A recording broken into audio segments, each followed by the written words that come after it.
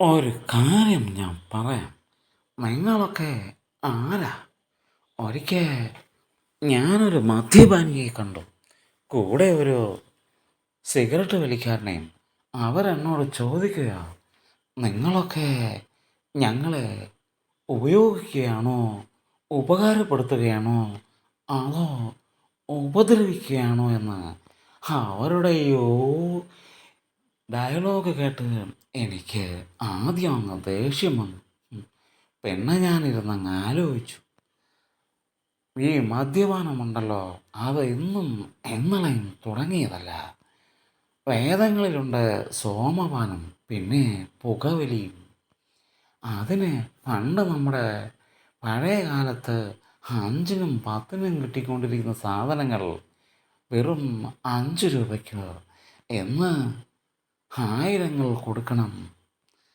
ഗവൺമെൻറ്റിൻ്റെ ടാക്സാ. അതാ അവരിങ്ങനെ പറഞ്ഞത്. സ്വന്തമായിട്ട് അവർക്കത് നിർമ്മിച്ചുപയോഗിക്കാൻ പറ്റില്ല. അവരുടെ സമ്പാദ്യവും വിയർപ്പും ഒക്കെയാ നമ്മൾ ഈ കിടന്ന് ഉപയോഗിക്കുന്നത്. എന്നിട്ടോ അവരുടെ ജീവിതത്തിന് അത് എന്തെങ്കിലും ഉപകാരപ്രദമായി നൽകിയാലോ എന്നാ അവർ ചോദിച്ചേ.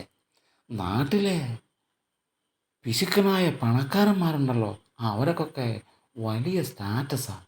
ഈ പാവങ്ങളുടെ പണമാണ് സർക്കാർ ഉപയോഗിക്കുന്നത്. അപ്പോൾ അതിൻ്റെ ഒരു വിഹിതം അവർക്ക് എന്തുകൊണ്ട് കൊടുത്തുകൂടാ? അതാ എനിക്ക് പറയാനുള്ളത്.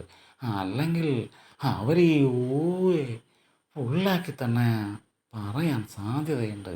അപ്പോൾ അവർക്ക് വേണ്ടി എന്തെങ്കിലും ചെയ്യാം.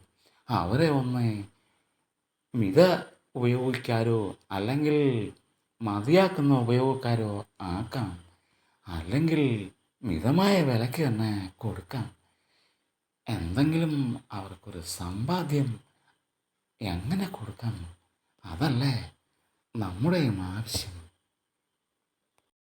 ഇത്തവണത്തെ തൃശ്ശൂർ പൂരത്തിന് ഇതാവട്ടെ ചിന്ത. എല്ലാവർക്കും തൃശ്ശൂർ പൂര ആശംസകൾ.